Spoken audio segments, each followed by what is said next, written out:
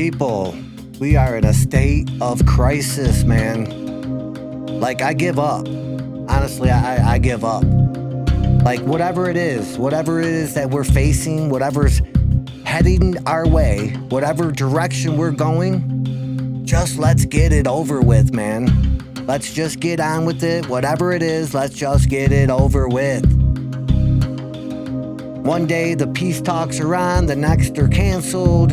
One day the strait's open, the next, hours later it's closed. I mean, the bombing don't stop, the killing don't stop. It's overwhelming. And like I said, I'm at a point where I'm like, whatever, man, whatever's about to happen, let's get on with it and let's make this happen and let's get over it. Let's get on with it. Let's get on. Whatever it is. This state of anxiety or anticipation that the whole world is under right now, it's overwhelming. It's extremely overwhelming, and it's getting old. It's getting old. Today I'm watching, a couple different news sources, and from the same day, within, minutes apart, we have one, network news channel coming out saying that the strait's open. Iran has, made some concessions, some major ones concerning their nuclear program. And then 10 minutes later, another major network news comes out saying that the talks were a failure, the strait's closed, there's bombing going on, Trump's threatening the Iranian negotiators. I don't know, man. I mean, we don't know what to believe. It's almost like we're being gaslit by the people in charge. The mainstream narrative is just extremely confusing and extremely, unreliable. Everything we hear, anytime we hear anything positive, it's just a matter of time before that collapse and we hear the exact opposite, a complete reversal from whatever was just, announced. It's time to get over with it. I mean, whatever it is. I mean, something bad. Obviously, I don't think it takes a rocket scientist to see that we're heading for a major calamity, and it will probably involve nuclear weapons. But whatever it is, let's just get on with it. I mean, just whatever it is. I mean, like I said, this holding the whole world, hostage with these threats and this overwhelming and all-enveloping fear that they got the whole planet under right now. That's got to end, man. That has got to end. And I don't mean just with Iran.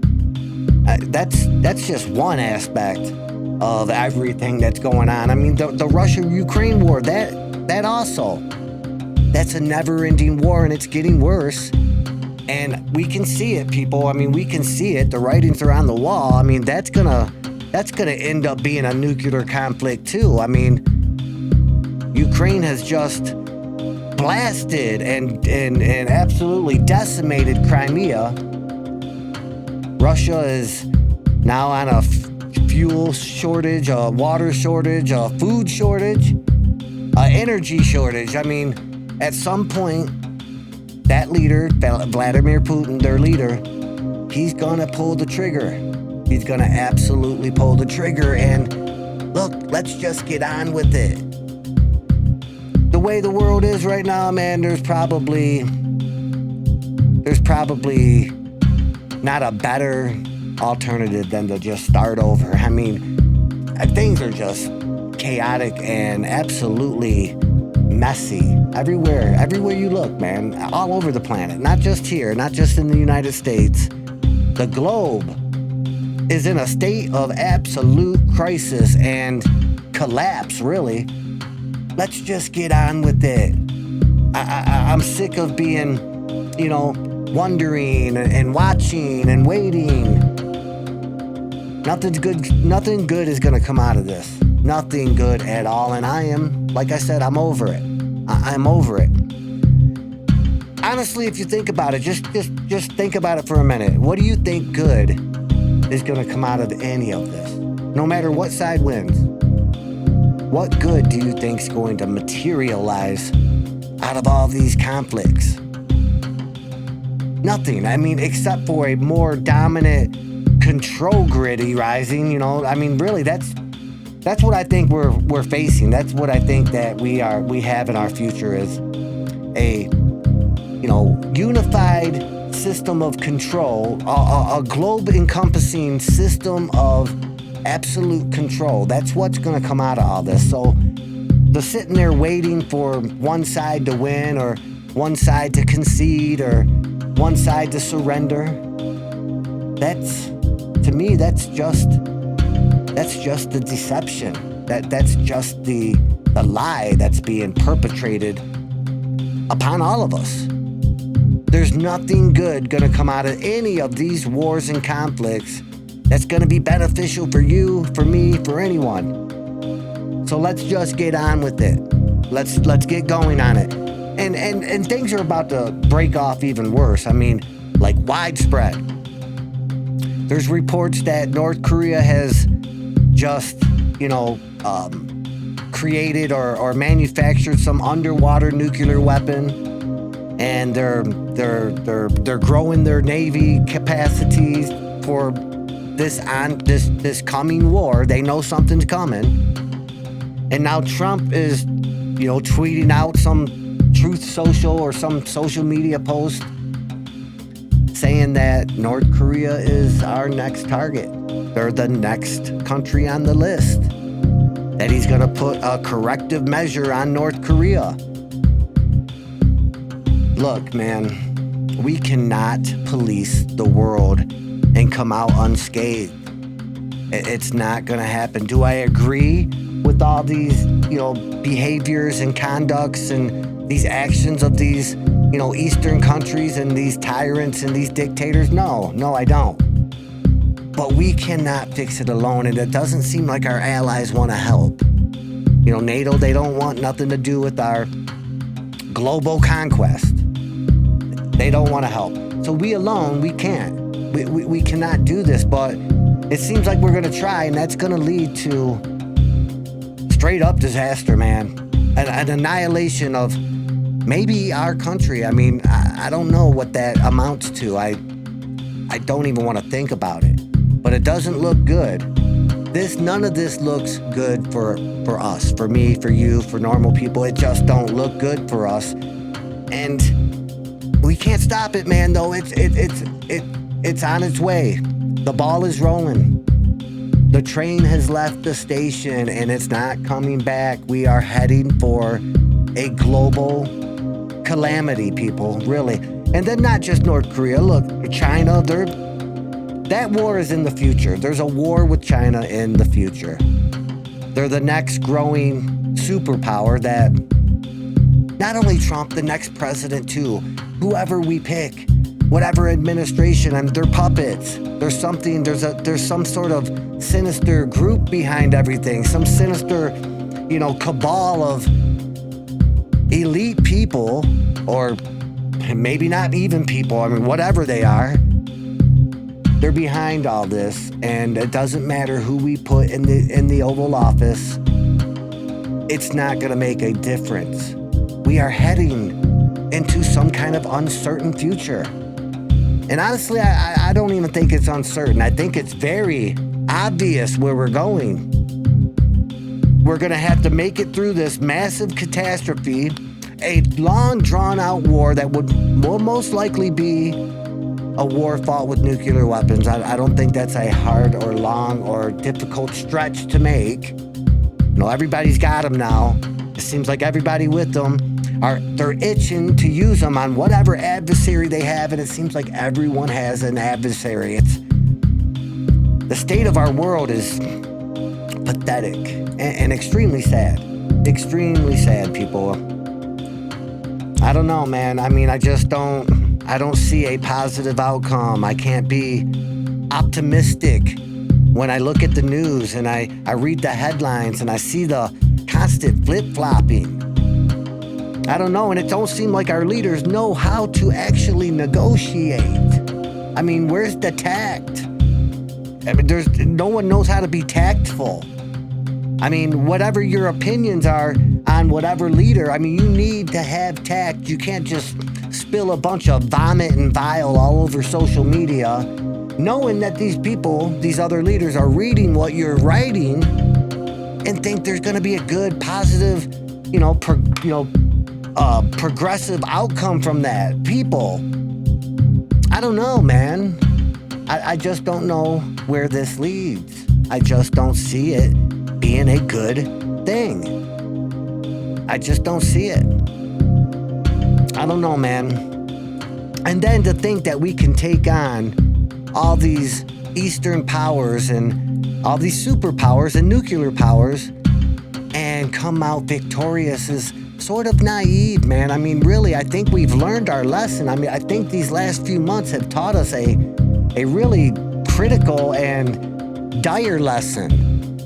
We can't take down Iran, which, we've all been led to believe that they're this country in economic turmoil and they don't really have an air force or a navy and they don't have much financial support to really fight a war. And they're holding their own. Not only holding their own, it's very debatable and arguable that they are winning the war. Losers don't, they don't issue a list of demands to a country that's winning a war with them. I mean, really, just that these terms for this peace deal that they've issued, that it appears like we've agreed to most of them. That doesn't sound like a country on the losing side. It doesn't sound like a country that is losing a war. It sounds like their demands for a cessation of war. Look, we're being lied to, we're being gaslit. But it's not hard to see the reality of what's really going on. It's not hard to see exactly the condition the world is in and the fate of our society, of our humanity. It's not good, man. It's not good. And like I said, this China thing, they're a rising superpower. They've got a fuckload of people and soldiers to fight any kind of war that is coming our way, and it is. It's a matter of time. It's an imminent reality. We're going to be in a war with China at some point. Really, this war right here with Iran, it's sort of like a preemptive war. It's like the prelude to the real war. It's like Iran's almost like a proxy for China. It's like a buffer zone. At some point, that's going to break out. That's going to break out, man. And then we have Israel.